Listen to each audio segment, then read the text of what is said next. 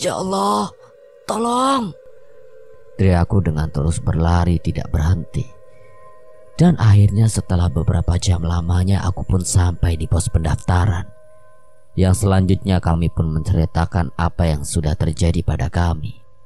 Di sini memang pamali mas kalau naik dengan jumlah ganjil. Kalau maksa naik akhirnya ya gitu. Kalau gak diganggu ya pasti ada yang ikut gabung. Saya kemarin gak lihat waktu kalian naik sih. Kalau saya lihat waktu kalian mau naik dengan jumlah ganjil, pasti saya tahan dulu, nunggu rombongan lain. Assalamualaikum warahmatullahi wabarakatuh. Kembali lagi di channel Portal Dimensi. Tentunya masih bersama saya Kang Slamet di sini. Dan kali ini Kang Slamet akan membawakan sebuah kisah mistis pendakian yang berjudul Pendaki Ganjil. Cerita ini ditulis di Twitter oleh Lakon Story. Kalian bisa langsung saja follow Twitternya di @lakonstory. Semua nama dan tempat dalam cerita ini disamarkan, mohon maaf jika ada kesamaan. Dan sebelum kita masuk ke ceritanya, buat kalian yang belum subscribe channel ini, tekan tombol subscribe-nya terlebih dahulu dan tekan tombol notifikasinya agar kalian tidak ketinggalan cerita terbaru dari Portal Dimensi. Gak usah berlama-lama lagi, langsung saja kita masuk ceritanya. Pendaki Ganjil.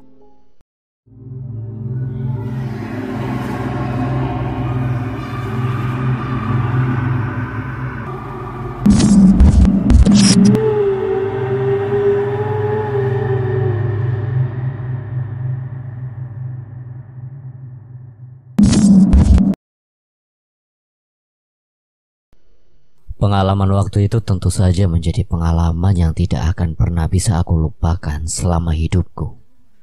Bahkan bisa dikatakan sejak adanya kejadian tersebut, aku yang sebelumnya hobi mendaki gunung saat itu seketika berhenti mendaki hingga saat ini. Rasa trauma dan takut tentu saja ada. Bagaimana tidak? Andai saja waktu itu tidak ada dia di rombongan kami, mungkin saat ini aku tidak ada di sini dan berbagi cerita seperti ini. Perkenalkan, namaku Arya. Aku adalah seorang karyawan di perusahaan ternama yang ada di Indonesia. Pendakian waktu itu terjadi ketika aku masih berusia 25 tahun. Aku yang belum bekerja seperti sekarang ini tentu saja masih suka mendaki ke sana kemari demi menyalurkan hobi yang memang sudah aku gemari sejak aku duduk di bangku sekolah SMA negeri. Masih sangat teringat jelas di kepalaku. Malam itu adalah malam di mana aku dan kedua rekanku hendak mendaki gunung yang ada di kotaku. Waktu yang menunjukkan sudah pukul 7 malam dengan disertai hujan yang turun sama sekali tidak menyurutkan niatku untuk menaklukkan gunung yang memang sudah lama tidak kudaki itu. Kita berangkat malam ini, Gar, ucapku sambil memasukkan barang-barangku satu persatu ke dalam carrierku. Ya wes, Senin aku ada acara bro, jadi kita naik malam ini dan turun besok pagi. Jadi sampai rumah aku masih bisa istirahat, ucap Tegar sambil menyalakan sebatang rokok yang ada di tangannya. Ini kita cuma bertiga nih. Temen lu gak jadi ikut, Gar, saud Johan yang saat itu juga terlihat sibuk mengotak-atik ponselnya. Gak jadi bro, ada acara mendadak katanya, jawab Tegar singkat. Gak apa-apa nih, kita mendaki bertiga aja. Lu juga tahu kan, pantangan di gunung ini gak boleh daki dalam jumlah ganjil. Mudah-mudahan sih aman. Alah, asal kita gak ganggu aja bro. Bismillah aja deh, jawab Tegar santai. Mana hujan deras banget lagi. Udah jangan banyak omong, ayo berangkat, jawab Tegar dengan mulai mengangkat tas punggungnya kemudian diletakkan di atas motornya. Dan benar, Sabtu malam itu kami bertiga benar-benar berangkat menuju pos pendaftaran untuk mendaki gunung yang memang terletak tidak jauh dari tempat tinggalku saat itu. Selama perjalanan tentu saja aku dan rekan-rekanku sudah ditemani guyuran hujan yang saat itu turun dengan sangat lebat. Bahkan jas hujan yang kupakai seolah tidak berguna sama sekali, mengingat semua pakaian yang kukenakan tetap saja dalam keadaan basah. Dan seiring berjalannya waktu, akhirnya aku pun sampai di pos perizinan yang ada di kaki gunung ini. Namun sayangnya saat itu kondisi pos sangatlah sepi. Hanya ada satu buku tamu yang tergeletak di meja depan pintu, dengan satu penjaga yang terlihat tertidur pulas di atas kursi panjang yang ada di dalam pos waktu itu. Kok sepi ya, Gar? Terus gimana nih? Ya iyalah sepi. Orang hujannya lebat kayak gini. Shh, diem. Kita isi aja nama kita bertiga di buku tamu itu diem-diem. Terus kita naik deh. Hehe, biar kagak bayar. Mumpung penjaganya lagi tidur, ucap Tegar. Dan akhirnya setelah Tegar selesai mengisi nama kita bertiga, aku pun malam itu memulai pendakianku. Di awal pendakian semuanya nampak biasa-biasa saja. Trek yang licin dengan hujan yang tidak berhenti turun tentu saja membuatku sangat berhati-hati dalam melangkahkan kaki. Terlebih lagi, pandanganku malam itu juga mulai terbatas ditambah sorot lampu senter yang memang menyala dengan sangat kurang terang. Hingga akhirnya setelah pukul 9:45 malam, aku dan rombonganku pun sampai di sebuah tempat istirahat yang biasa kami sebut dengan sebutan pos 1. Malam itu di pos tersebut, aku sama sekali tidak melihat satu pendaki lain selain rombonganku. Semuanya nampak sepi, seolah-olah hanya aku dan rombonganku yang saat itu mendaki gunung itu. Kita diriin tenda di sini yuk. Kita makan malam sambil istirahat. Badanku gemetar kedinginan nih, ucap Johan. Setelah mendengar keluhan Johan, akhirnya aku pun setuju untuk mendirikan tenda sementara agar aku dan rekan-rekanku bisa sedikit beristirahat. Dan disinilah semua cerita ini dimulai. Ketika tenda sudah berdiri dan aku sedang asyik menikmati mie instan, tiba-tiba aku dan rekan-rekanku dihampiri oleh seorang pemuda yang terlihat dalam keadaan basah kuyup. Baju abu-abu dengan ikat yang ada di kepalanya. Masih kuingat dengan jelas jika waktu itu dia memang datang menghampiri tendaku. Mas, permisi, boleh gabung? Saya gak bawa jas hujan, ucap laki-laki tersebut dengan keadaan yang terlihat sangat kedinginan. Oh iya mas, silakan. Sini langsung masuk ke dalam aja mas, jawabku. Dan singkat cerita akhirnya dia pun masuk ke dalam tendaku dan akhirnya kami pun berkenalan. Malam itu dia mengaku bernama Imam. Dan anehnya dia juga mengaku mendaki gunung tersebut hanya seorang diri, tanpa ada satupun orang yang menemani. Nama saya Imam mas. Saya sendirian di sini. Naik sendirian malam-malam? Iya mas. Ya udah, kita gabung saja mas biar rame, usul Johan. Iya mas, niat saya juga mau gabung sama kalian. Kalian cuma bertiga kan? Bahaya loh mas, imbuhnya. Dan setelah pertemuan kami malam itu, akhirnya kami pun sepakat untuk melanjutkan pendakian bersama-sama. Malam itu waktu menunjukkan pukul 11:30 malam. Langkah yang semakin berat dengan hawa yang semakin dingin tentu saja membuat pendakianku semakin lama semakin berat saja. Langkah demi langkah ku lalui perlahan dengan sesekali mendengar ocehan Tegar yang sedikit mencairkan keadaan. Tapi anehnya di tengah-tengah kami melangkah, tiba-tiba aku mencium bau busuk yang seolah mengikuti setiap langkah kakiku. Bahkan aku pun juga masih ingat, bau busuk tersebut benar-benar tercium kuat berasal dari belakang tubuhku. Namun sayangnya ketika aku menoleh ke arah belakang, waktu itu aku hanya melihat adanya Imam dengan tidak melihat siapapun selain dia. Ya karena aku baru kenal dan kurang enak kalau harus menanyakan tentang bau busuk tersebut kepada imam. Akhirnya aku hanya diam dengan mulai membalut hidungku dengan baf kain yang ada di leherku. Dan seiring berjalannya waktu, kami pun akhirnya sampai di pos berikutnya. Di pos tersebut hujan yang sebelumnya turun dengan lebat saat itu perlahan-lahan sudah mulai reda. Tinggal hawa dingin yang semakin lama semakin menusuk saja. Aku dan rombonganku pun akhirnya beristirahat dengan sesekali bercengkrama. Dan di saat itulah tiba-tiba pandanganku teralihkan dengan adanya sosok laki-laki tua yang terlihat duduk tidak jauh dari tempatku beristirahat. Sosok tersebut nampaknya hanya memakai singlet putih kusam dengan sebatang rokok yang ada di tangannya. Dan tidak berhenti di situ saja.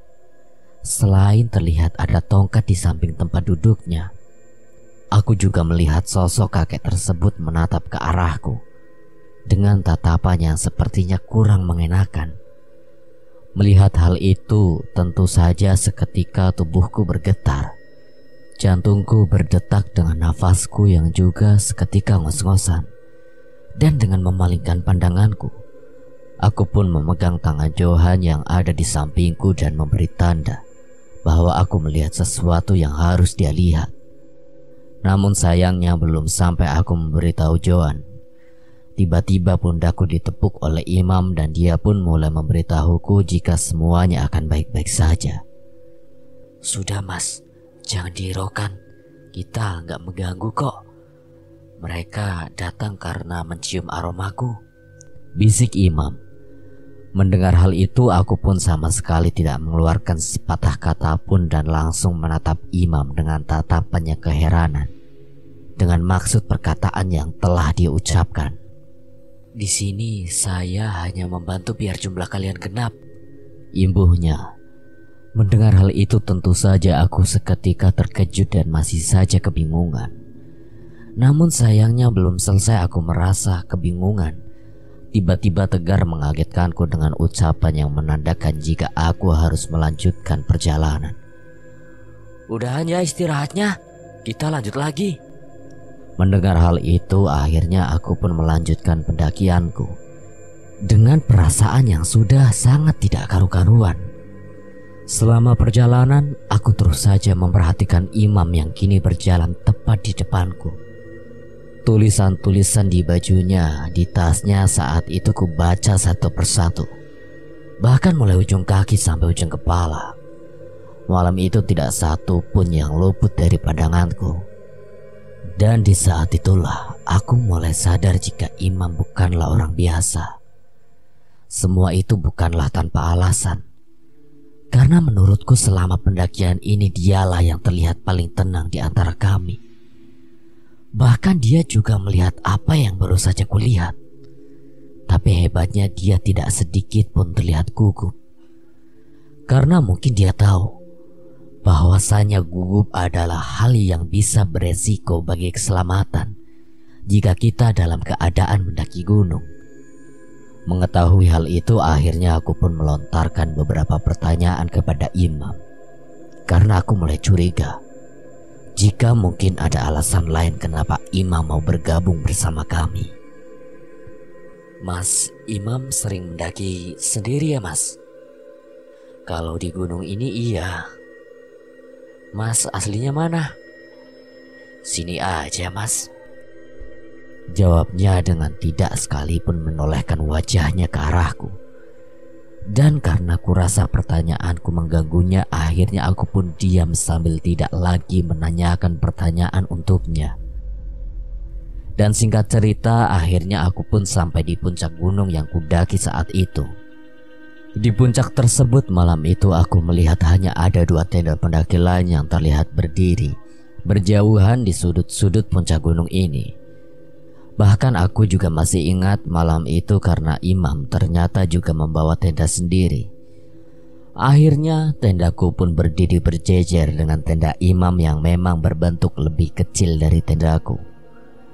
Dan setelah semua tenda berdiri, akhirnya kami pun duduk bercengkrama di depan tenda dengan memulai membuat secangkir minuman hangat yang kuharap bisa sedikit menghangatkan tubuhku.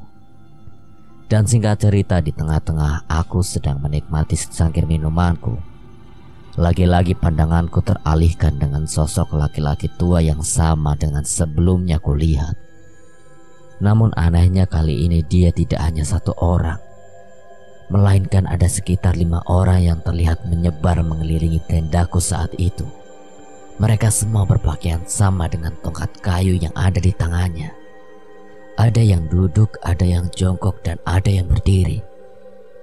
Semua bersama-sama menatap ke arah tendaku dengan tatapan yang terlihat penuh dengan ancaman. Mengetahui hal itu, aku pun seketika memandang ke arah imam yang saat itu juga terlihat memandangi sosok kakek-kakek yang terlihat di tiap-tiap sudut puncak gunung tersebut. Dan tanpa berpikir panjang lagi, akhirnya aku pun mengajak Tegar dan Johan untuk segera masuk ke dalam tenda, dengan tidak sekalipun menceritakan apa yang sebenarnya kulihat. "Yuk bro, istirahat. Aku udah capek nih. Bentar masih enak di luar," jawab Tegar. "Benar, mending kalian masuk aja sekarang," saut imam dengan suara kencang sambil menoleh ke arahku dan rekan-rekanku, seraya memberi tanda jika di luar tenda keadaan sudah menjadi sangat berbahaya. Ketika di dalam tenda, akhirnya aku pun menceritakan kejadian yang sebenarnya. Karena saat itu Tegar mulai resah dengan tingkah laku imam. "Lu ngapain sih nurut sama imam? Dia sok-sokan memerintah kita suruh masuk tenda. Emang siapa dia? Udah nurut aja deh, Gar. Soalnya sebenarnya aku tadi lihat kayak ada hantu di gunung ini." "Ah, yang bener lu." "Iya, Cu. Nah, tapi si imam ini kayaknya sudah sering kesini, jadi udah terbiasa dengan gituan. Mending kita nurut aja deh biar aman." "Gimana hantunya bro?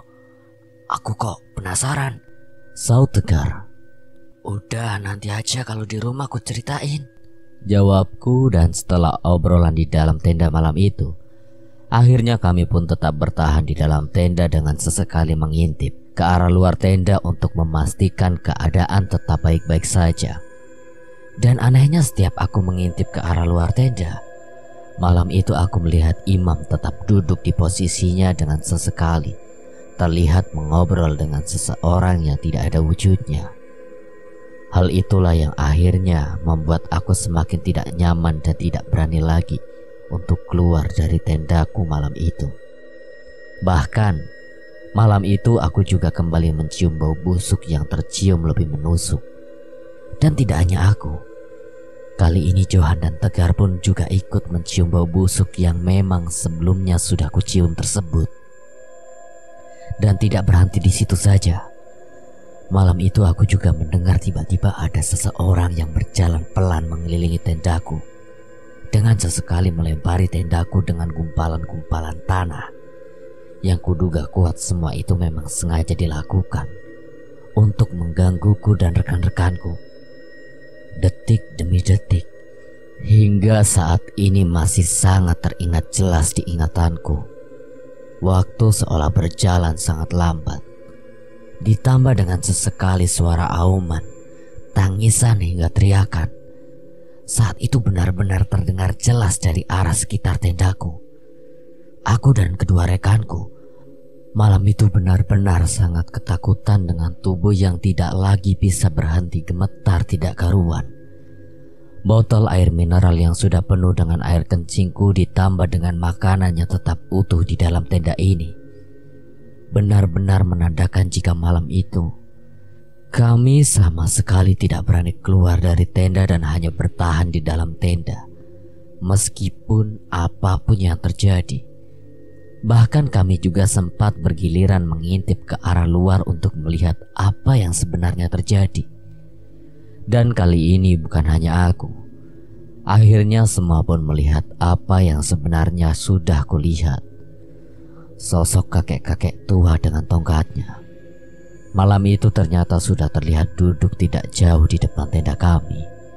Dan tidak hanya itu, Johan pun mengaku juga melihat ada sosok perempuan berambut panjang yang juga sedang menatapi tendaku dengan sesekali memutar-mutar lehernya ke kanan dan ke kiri. Malam itu tendaku benar-benar seolah dikepung oleh makhluk halus penunggu gunung tersebut. Mereka secara bergiliran mengganggu, bahkan memanggil-manggil namaku agar aku mau keluar dari tendaku saat itu. Dan singkat cerita, setelah semalaman bertahan, akhirnya sekitar pukul 5 pagi aku mulai berani membuka tendaku. Karena aku mendengar suara pendaki lain yang terdengar tertawa riang seolah menyambut matahari terbit yang sudah menjadi ciri khas di gunung ini. Namun anehnya, setelah aku membuka tenda pagi itu, aku tiba-tiba tidak lagi melihat adanya tenda yang berdiri selain tendaku. Kondisi puncak sangatlah sepi dengan hanya ada sisa-sisa snack dan sampah yang berceceran di sana sini. Dan tidak hanya itu, tenda imam yang sebelumnya ada tepat di sampingku pun malam itu juga tiba-tiba menghilang entah kemana. Padahal seingatku semalam, aku, Johan dan Tegar tidak ada yang tidur sama sekali. Jika imam turun dulu, mungkin salah satu dari kami pasti ada yang mendengarnya. Tapi ini tidak. Tidak ada satupun dari kami yang mendengar suara imam membereskan tendanya. Bahkan kami semalaman hanya mendengar suara-suara aneh yang terdengar sangat menyeramkan. Mengetahui semua itu, akhirnya aku dan kedua temanku pun bergegas membereskan tendaku untuk segera pergi meninggalkan gunung yang kudaki ini. Ditambah suara tawa pendaki lain yang sebelumnya terdengar sangat jelas pun saat itu ternyata juga tidak ada wujudnya. Hal itu tentu saja membuatku semakin mempercepat tanganku membongkar tendaku agar aku bisa segera pergi dari gunung tersebut. Dan setelah semuanya selesai, akhirnya kami bertiga pun berjalan turun dengan langkah yang lebih cepat dari biasanya. Tidak ada lagi candaan dari Tegar maupun ucapan dari Johan. Kami bertiga hanya diam dengan terus menatap ke depan dengan perasaan yang sudah sangat ketakutan. Dan anehnya, setelah beberapa lama aku berjalan, tiba-tiba aku mendengar suara teriakan kencang dari arah belakang. Yang setelah aku toleh, ternyata sumber suara tersebut adalah imam yang berteriak dengan melambai-lambaikan tangannya dari kejauhan seraya mengucapkan selamat tinggal. "Woi, hati-hati ya!" teriak imam dengan terus melambai-lambaikan tangannya. Mengetahui hal itu, tentu saja aku pun seketika berlari kencang dengan diikuti Johan dan Tegar yang juga ikut berlari karena ketakutan. "Ya Allah, tolong!" teriakku dengan terus berlari tidak berhenti. Dan akhirnya setelah beberapa jam lamanya aku pun sampai di pos pendaftaran. Yang selanjutnya kami pun menceritakan apa yang sudah terjadi pada kami. "Di sini memang pamali mas kalau naik dengan jumlah ganjil. Kalau maksa naik akhirnya ya gitu. Kalau gak diganggu ya pasti ada yang ikut gabung. Saya kemarin gak lihat waktu kalian naik sih. Kalau saya lihat waktu kalian mau naik dengan jumlah ganjil, pasti saya tahan dulu, nunggu rombongan lain," terang petugas loket. "Ya mana ada rombongan lain pak. Orang kemarin hujannya deras banget. Kalau bapak tahan saya, pasti ujung-ujungnya saya gak jadi naik. Toh gak ada pendaki lain selain kami di atas sampai pagi ini. Saya turun tadi juga gak ketemu pendaki yang lagi naik kok pak," saut Tegar lugas. "Loh, kata siapa sepi mas? Ini kan hari Minggu. Gak mungkin lah gunung ini sepi. Ini lo lihat. Hari ini ada 48 pendaki yang naik termasuk kalian. Yang naik hari Sabtu kemarin ada 35 orang. Dan yang naik pagi ini baru ada 10 orang. Lah itu lihat. Semua kendaraannya juga diparkir di sebelah pos ini," jawab petugas pos pendaftaran dengan menunjukkan buku registrasi pendaftaran para pendaki kepada kami. Mendengar hal itu, tubuhku seketika lemas dengan tidak lagi mengerti dengan apa yang sudah terjadi. Semuanya nampak sepi di mata kami. Namun sebenarnya banyak pendaki lain yang sedang mendaki gunung ini. Dan setelah semua kebingungan kami belum kami pahami, akhirnya aku pun mengajak semua rekanku untuk segera pergi meninggalkan gunung ini. Sesampainya di rumah, aku pun masih dipenuhi rasa trauma, kebingungan dan ketakutan setelah kejadian yang telah kualami. Bahkan Johan pun juga kudengar dibawa pergi oleh keluarganya ke tempat salah satu tokoh agama yang ada di kotanya karena menurut keluarganya, setelah turun dari gunung tersebut, setiap malam orang tua Johan sering mendengar Johan berteriak-teriak sendiri, seolah sedang melihat sesuatu yang sangat menakutkan. Dan akhir cerita, setelah semuanya selesai, kini aku sudah jarang sekali pergi mendaki gunung. Ya, karena selain sibuk dengan semua pekerjaanku, pengalaman itu tentu saja memberikan pelajaran tersendiri bagiku. Namun terlepas dari itu semua, aku tetap bersyukur karena aku bisa turun dengan keadaan yang baik-baik saja. Semoga dengan adanya pengalaman sepilu itu bisa membuat kita lebih berhati-hati lagi dalam mendaki gunung yang ada di negeri ini. Terima kasih teman-teman, semoga cerita ini menemani hari-hari kalian. Dan terima kasih buat Lakon Story yang telah mengizinkan saya membawakan ceritanya. Apabila ada kesalahan, saya memohon maaf sebesar-besarnya. Dan akhir kata, Kang Slamet pamit undur diri. Wassalamualaikum warahmatullahi wabarakatuh. Sampai berjumpa lagi.